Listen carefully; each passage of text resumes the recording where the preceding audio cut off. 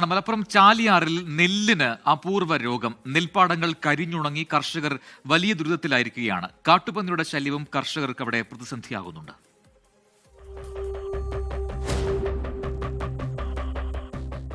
ചാലിയാർ പഞ്ചായത്തിലെ ഏറ്റവും വലിയ പാടശേഖരമാണിത്.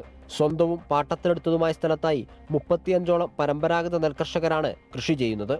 അതിൽ 10 പേരുടെ വിള പൂർണ്ണമായും നശിച്ചു. കൃഷി നശിച്ചതോടെ കൃഷി ആവശ്യത്തിനായി വരുത്തിയ കടം എങ്ങനെ വീട്ടുമെന്നാണ് ആശങ്ക. കർഷകർക്ക് പ്രത്യേക പാക്കേജിൽ ഉൾപ്പെടുത്തി നഷ്ടപരിഹാരം ലഭ്യമാക്കണമെന്നാണ് ആവശ്യം. നമ്മുടെ ഈ പെരുമ്പത്തൂർ പാടശേഖരം ഏതാണ്ട് ഒരു 30-35 ഏക്കർ നെല്ല് ഈ കൊയ്യാനായി പാകായ നെല്ലായിരുന്നു.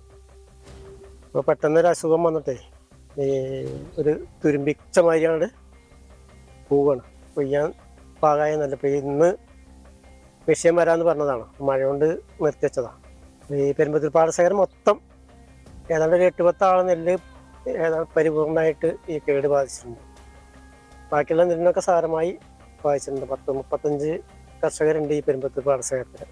1 ഹെക്ടർ സ്ഥലത്ത് നെൽകൃഷി ചെയ്താൽ സബ്സിഡിയായി കർഷകർക്ക് ലഭിക്കുക 21,500 രൂപയാണ്. ഇത് തന്നെ കൃത്യമായി ലഭിക്കാറുമില്ല. സബ്സിഡി പണം പാട്ടം തുക നൽകാൻ പോലും തികയില്ല എന്നും കർഷകർ പറയുന്നു. രോഗം എന്താണെന്ന് മനസ്സിലാവണില്ല. ഈ ഓഫീസർ പറയുന്നുണ്ട് വളം കൂടിയതാന്ന് പറയുന്നുണ്ട്.